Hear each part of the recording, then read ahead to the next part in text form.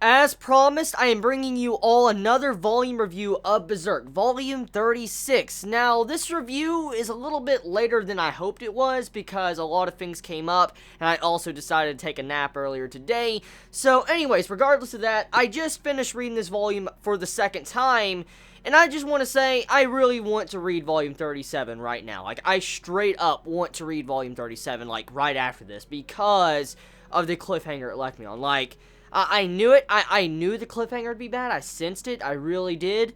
But what can you do? What can you do? I mean, I'm going to have to experience a cliffhanger sooner or later anyways, because I'm about to be caught up with Berserk. I mean, if I'm correct, there's only volume 37. I have all the volumes, and then there's probably like only maybe 5, maybe 8 chapters over the volumes. So it's kind of sad. I'm almost caught up with Berserk. Like, I am right at the caught up point where I'm going to be on a like indefinite hiatus for Berserk. It reminds me of what I experienced when I was, reviewing Hunter x Hunter.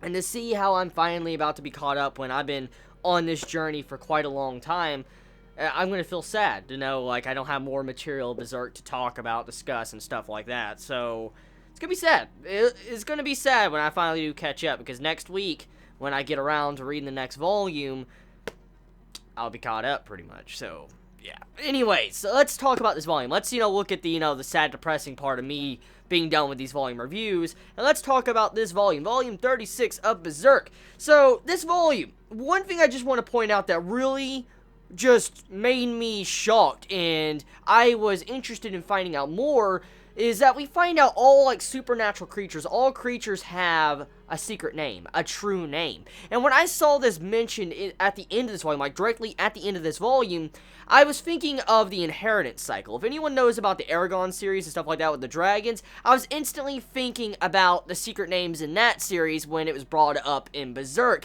And I'm like, yo, so each individual creature has a true name, and depending if you have this name or not, it can revert you to your real true form.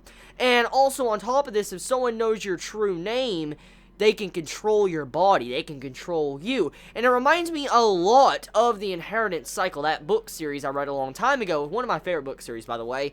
But it reminds me a lot of that, and instantly when I saw that, like, so if Marrows have a name that governs their form, like each different Marrow has their own specific name that's special to them, and they don't share it with anyone, because if someone was to know this name, they can control them, control their actions, I'm guessing just control their entire being.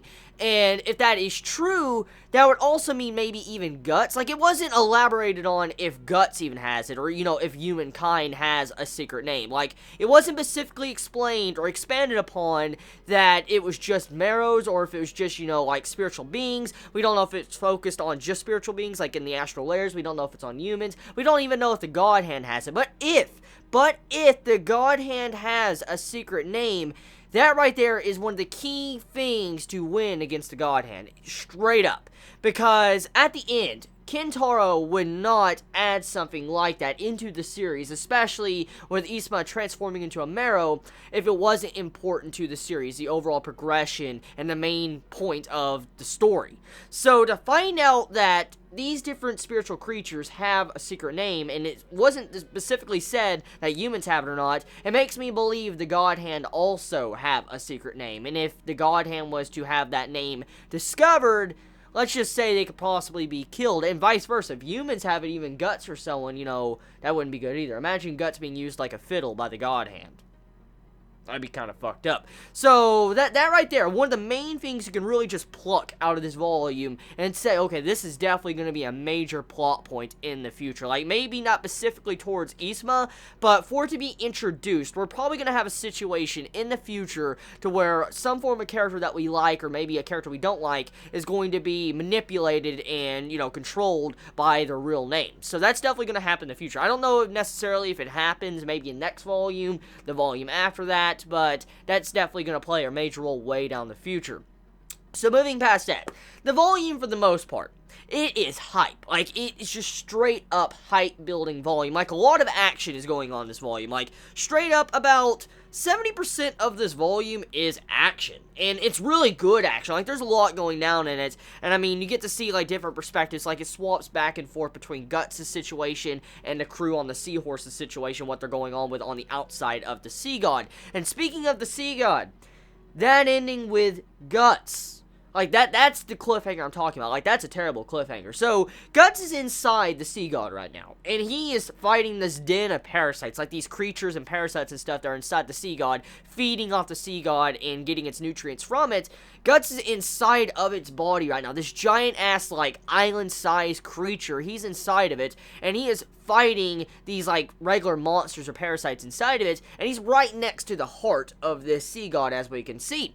And what really shocked me with this cliffhanger is, like, the pulsing sound of the heart was rattling so loud, it caused Guts' ears to start bleeding. And that right there, like, when you have the eyes starting to bleed, the ears bleeding, that just goes to show you the amount of pressure inside of that area. And to see that, I'm like, oh my god, like, this is not good, because this is a really, really bad situation for Guts. I mean, he may not be able to feel pain or anything, but his body still gets affected. And when you have pressure like that, like crushing his hearing, crushing his eyes in, kind of, that's not good at all. So, I'm kind of worried that Guts is going to have some really bad repercussions after this fight, because, as I said in my last volume review, Guts went into the Berserker mode, and he went crazy, and he didn't really have Shurikei to help him out. And in the beginning of this volume, thank God, that child, once again, I really believe is Guts and Kosuke's child, appears once again on a full moon to help out Guts and save him.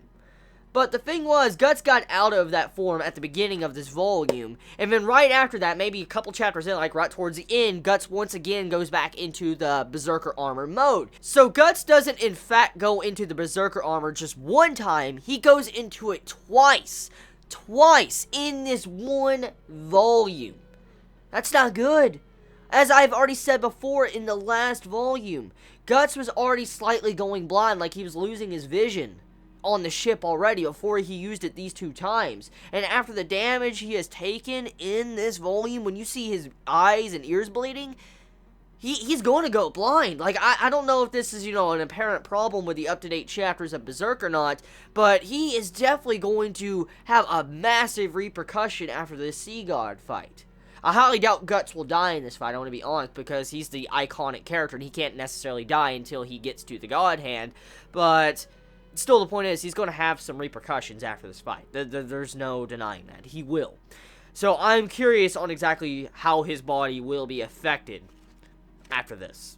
I just, to see his character slowly breaking down even further after what we already see has happened to him, even in these volumes, you're just like, man, you gotta feel bad how he slowly just sacrifices himself, slowly, as the series progresses. And that's one of the main prime examples at the end of this volume. He's sacrificing himself once again to take down this giant-ass Sea God. So, moving off the factor of that, the things I want to talk about is what Guts did in this volume. So, Guts in this volume, at the beginning, to be specific, he was in his Berserker armor, and, you know, he was going insane, he was just attacking everything, and in his vision, the shaded vision that, you know, is kind of hazy, he sees Kosuke and them running away, and since he's in the Berserker mode, he will attack friend or foe, it doesn't matter, and he was about to attack Kosuke, he was about to attack Serpico, Kosuke, Farnese, and all them, and thank God this child appeared out of nowhere, and that's the thing I want to mention. So, once again, on a full moon, this child has appeared to save Kosuke, Guts, and them, and, you know, stop Guts from committing an act he doesn't want to do.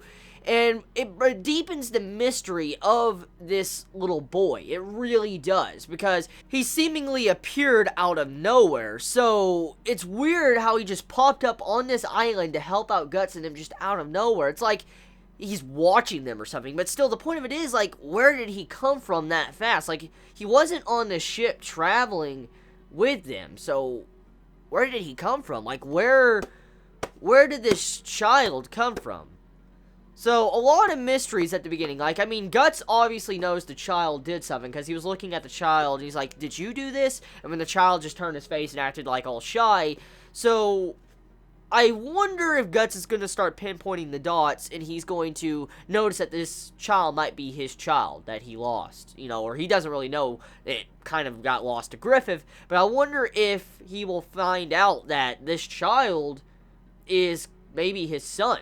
I really hope we find out about that very soon. I really want to know that information, because that is a mystery that's been just stabbing me right now, because I want to know what the hell that child is. Like, is that Guts and Casca's child reincarnated into that form? Because if it is, it's going to be a very interesting journey to find that out. It really will, to just see this child travel with Guts. Now, one other thing I want to point out, Isma. I think I'm saying her name right. Nobody really corrected me in my last volume review, so I think I'm kind of good with that name.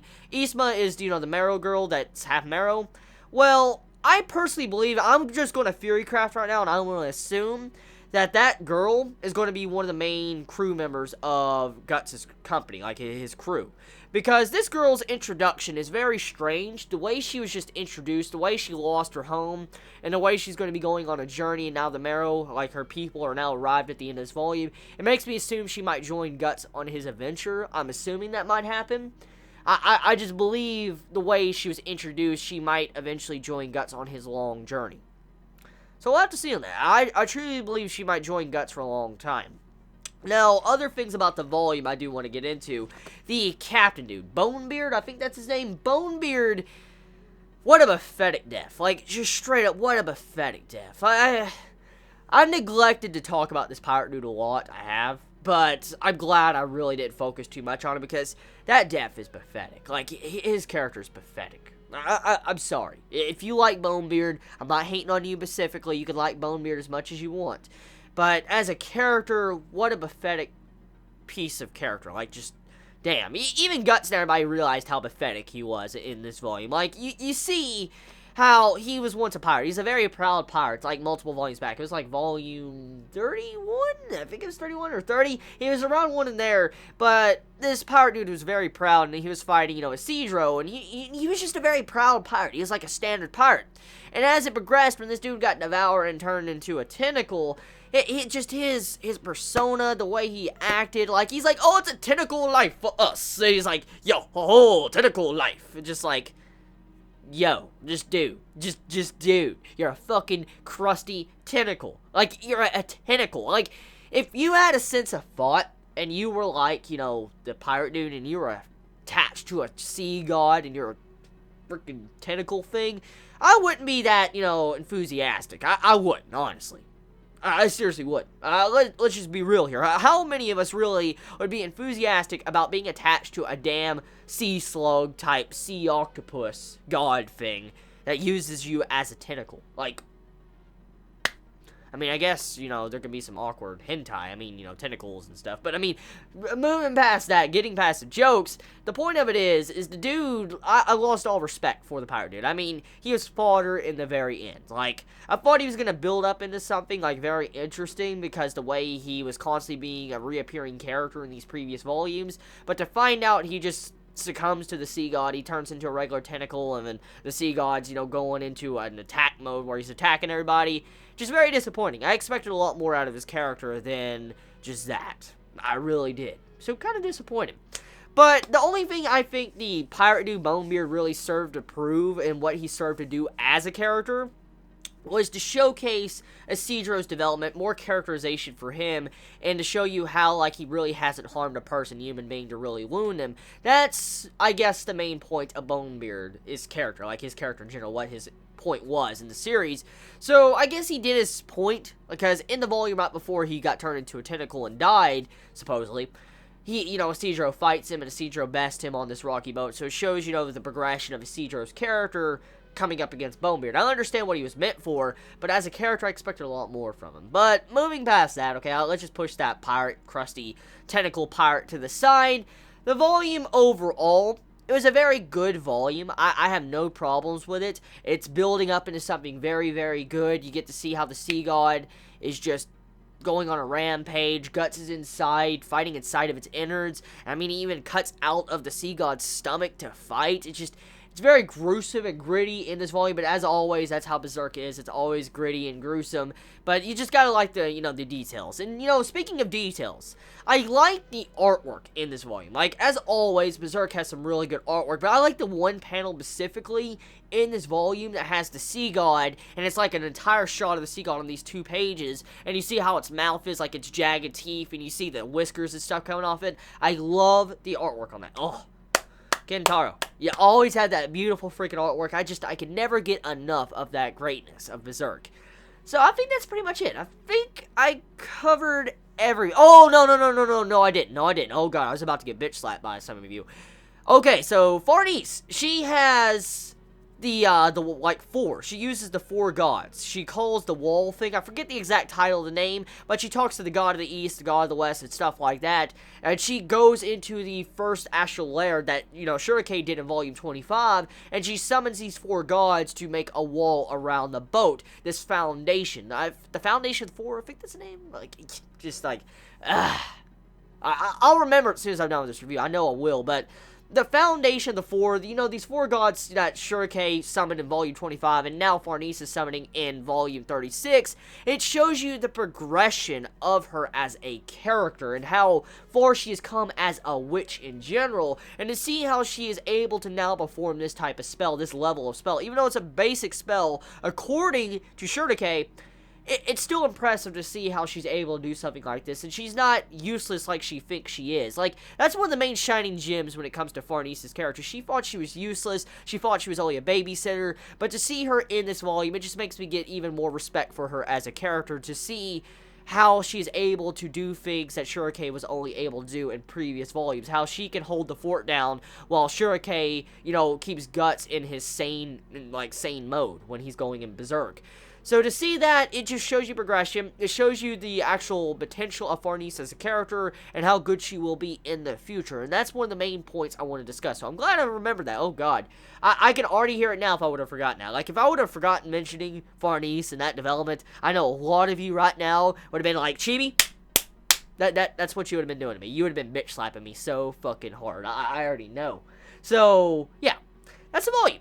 I think I didn't forget nothing. I think I did. Like, I'll get butchered regardless. So, yeah, you all have a wonderful day or night wherever you live. Please be safe. And Chibits, Chibi out.